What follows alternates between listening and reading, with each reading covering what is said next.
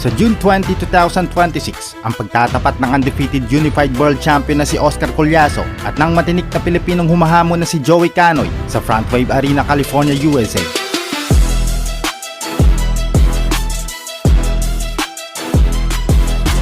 Narito ang buong fighter comparison.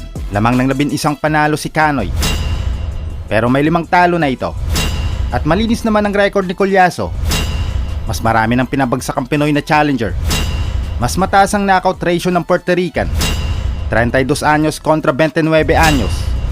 Parehong kaliwete ang gamit na pamatay na suntok. At mas matangkad, mas mahaba ang galamay ng Pinoy boxer.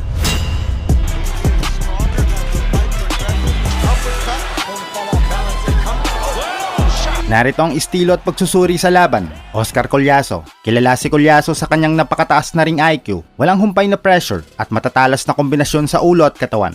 Bagamat kakaunti pa lang ang kanyang laban sa pro, mabilis niyang nakuha ang mga corona dahil sa elite amateur background nito. Siya ang paborito sa matchup na may 96% expected victory.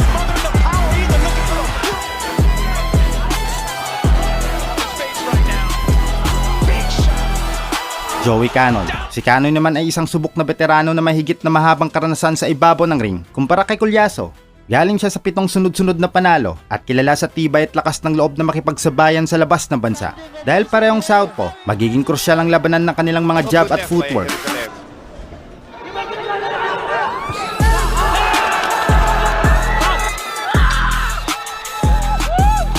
Abangan natin ang bakbakan na yan, ang tagahamon Joey Canoy ng Pilipinas versus Oscar Collazo ng Puerto Rico, WBO, WBA and Ring Magazine Minimum Weight Championship.